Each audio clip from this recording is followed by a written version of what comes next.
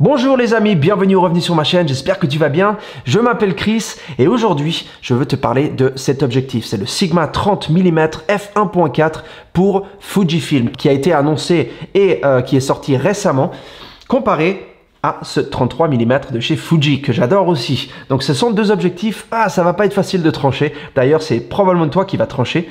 Et je dois admettre que ce 30 mm m'a vraiment surpris en bien. Alors je vais t'en dire plus juste après l'intro, ne bouge pas.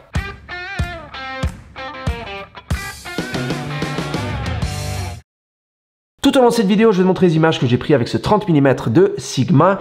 Parce que évidemment, la raison pour laquelle tu as cliqué sur cette vidéo, c'est parce que tu veux voir les résultats. Tu veux pas juste me voir moi parler. Je veux dire, c'est cool de me voir parler. Mais tu veux aussi voir quels sont les résultats que tu peux obtenir avec cet objectif. Alors, je dois te dire que, personnellement, je l'ai aimé suffisamment pour que ce soit l'objectif que j'ai utilisé le plus des trois. Voilà, j'avais le 16, le 30 et le 56 dans mon sac et je me retrouvais toujours avec le 30 sur mes appareils Fuji parce qu'il n'est pas trop long dans le sens il n'est pas pour du portrait comme le 56 et il n'est pas trop wide comme le 16 mm qui est en fait un grand angle. Donc ça c'est vraiment la focale parfaite pour capturer les meilleures photos de tous les jours, je pense. Donc j'ai été surpris en bien, honnêtement.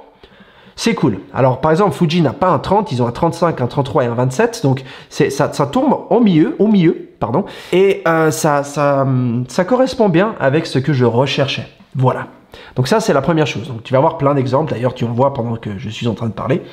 Le prix de cet objectif est de 339 $ comparé à 799 $. Donc on est à moins de la moitié du prix et comme j'ai dit pour le 16 mm, c'est pas moins de la moitié de la qualité que tu vas obtenir sur tes images. Je dirais même qu'on est très proche si ce n'est pareil. Donc le prix est extrêmement compétitif et il est très bon. L'ouverture maximale c'est f1.4 et l'ouverture minimale f16. C'est pareil que pour le Fuji, ça ne change pas. Il n'est pas tropicalisé comme je l'ai dit pour le 16 mm alors que celui de Fuji l'est. Donc, si tu habites dans un endroit ou que tu vas faire des photos dans un endroit qui a beaucoup de poussière ou qui a beaucoup d'humidité, ou les deux, c'est mieux que tu ailles avec le Fuji. Maintenant, c'est sûr que c'est le double du coût, mais voilà, si c'est très important et que tu as un boîtier XT ou X Pro, tu vas éviter qu'il y ait de la poussière ou de l'humidité qui rentre dedans et que ton capteur se fiche en l'air. Donc ça, c'est quelque chose à considérer si c'est important pour toi. La longueur, c'est 73,6 mm de long pour le Sigma, comparé à 73,5 pour le Fuji. Donc, on a un gros millimètre de différence entre les deux. Donc, encore une fois, si tu regardes ces deux, en fait, ils sont extrêmement similaires. C'est pratiquement la même chose. Il n'y a rien à dire là-dessus. Ils les ont fait vraiment, on dirait que c'est le même. À part la bague d'ouverture, je l'ai dit pour le 16 et je vais le dire pour le 56, pour moi, ça fait la différence. Avoir une bague d'ouverture physique sur le Sigma, ça serait beaucoup mieux. D'ailleurs, le Fuji en a une et il a ce que nous, photographes Fuji et Leica, adorons. Voilà, c'est pas une énorme différence. Si tu utilises du Canon, du Nikon, du Sony, etc., tu iras dans les menus où tu utiliseras la petite roulette qui est ici devant et c'est ok. Mais pour moi, j'aime quand il est éteint pouvoir voir où j'en suis avec mon ouverture ou quand je l'allume, pouvoir changer rapidement, mettre en mode automatique, ouvrir plus, ouvrir moins. Voilà, c'est important pour moi d'avoir cette bague sur mon objectif. Maintenant que les côtés techniques ont été vus, on met ça de côté et on va aller avec les comparaisons entre ce Sigma 30 et ce Fuji 33. Alors tu verras que la différence n'est pas frappante, mais encore une fois, je te laisse être le juge. Tu m'écris dans la section des commentaires ici en bas si tu veux ce que tu en penses, quel est ton préféré, qu'est-ce que tu penses du piqué. Je pense qu'il a un excellent piqué ce Sigma, mais bref, je te laisse regarder. Voici les deux côte à côte.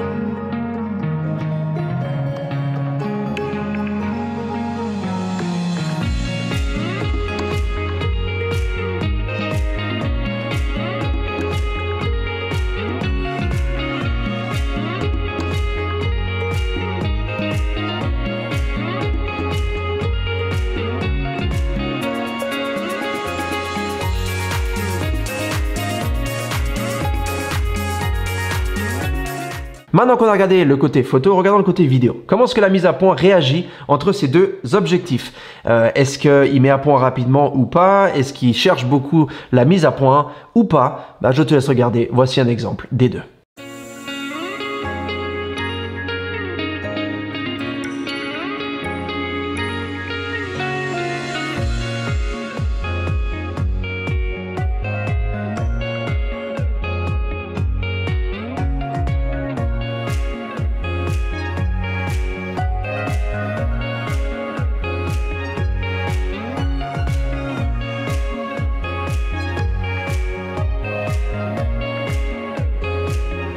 Voilà, j'espère que j'ai fait le tour et que j'ai répondu à toutes tes questions. Si tu en as d'autres, n'hésite surtout pas, comme d'habitude, tu les écris dans la section des commentaires ci-dessous et j'y répondrai dès que possible. N'oublie pas de t'abonner si ce n'est pas déjà fait parce que je vais bientôt revoir d'ici quelques jours et faire le test du 56 mm f1.4 qui est très intéressant aussi.